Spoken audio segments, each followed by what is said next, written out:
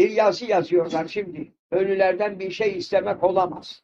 Evliyaullah ölü değil. Burada İstanbul'da çok yerde. Hatta Ebu Eyyub el-Ensari radıyallahu anh hazretlerinin huzuruna da bir tenekenin üzerine tabela gibi bir şey yazıp koymuşlar. Ne yazan belli, ne söyleyen anlamış, ne yazan anlamış onu, ne de emreden anlamış o sırrı. Ölülerden medet ummak olamaz. O doğru. Ölüyse o zat zaten oraya biz gitmeyiz. Ölünün cazibesi yok. Ebu Eyyub el-Ensari hazretlerinin türbesine neye gidiyor ahali? Orada ölü yatıyorsa, ölü çok.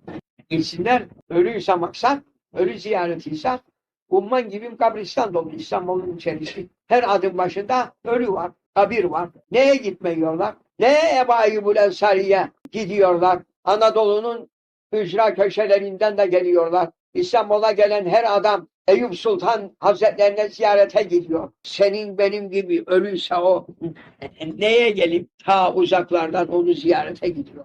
Ölülerden medet umma olamaz diyor. Ölü bir kimseyi üzerine çekemeyen adamdır. İp bağlıyorlar. İster ip bağlasın, ister oradan bağlasın. O zat bilir o meseleyi. O kafasına ip bağladığı zaman o kimsenin inancıyla biz oynayamayız. Kimsenin inancı tahkir olunmaz. Lakin bu zamanın çok kendini beğenmiş kimseleri, inanan kimseleri inançlarıyla uğraşıyorlar. Sonra Cenab-ı Allah onlara öyle bir iptila veriyor ki onlar da kalkıp o elbiselerinden bir parçayı getirip oraya bağlıyor.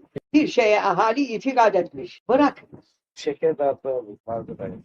Resmi kapıda kadınlar şeker dağıtıyor. İyi. Ne zararı var şeker dağıttığında? Yasak mıdır şeker dağıtması?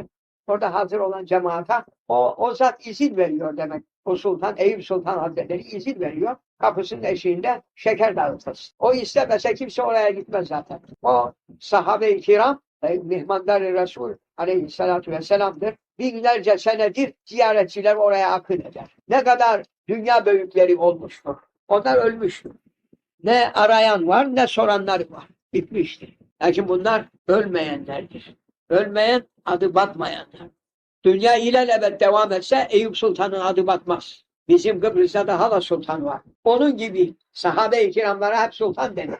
Ahiret sultan olduğu için. Adları batmaz. Makamları kaybolmaz. İnsanlar oraya ziyarete gittikleri zaman ferah bulurlar. Manevi huzur bulurlar. Onun için giderler. Bir şey bulmasa neye gidecek?